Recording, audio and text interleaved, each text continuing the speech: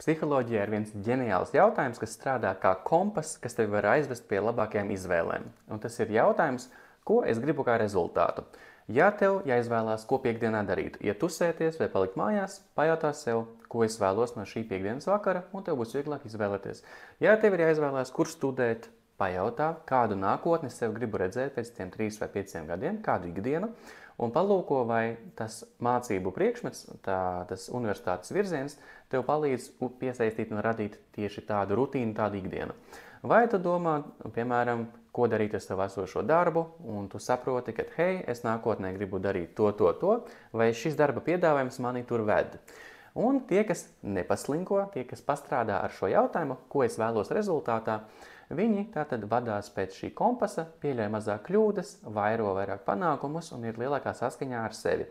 Turpretī gadās tādi cilvēki, kas, piemēram, izdomā uzcelt 2 stāvu māju Jūrmalā un atopās tur vieni paši, bēdīgi, dzer, tāpēc, ka nepastrādāja ar fokusu, ko es gribu rezultātā. Un rezultātā varbūt gribējās kopību, mīlestību, novērtējumu, bet tā vietā koncentrējās uz lielu ēku, krutām mēbelēm, visu pārējo, un tu dabūni to, uz ko tu koncentrējies. Tāpēc novēlu tev no sirds vienmēr lūkoties uz jautājumu, ko tu gribi rezultātā, lai tev arī to izdodās sasniegt.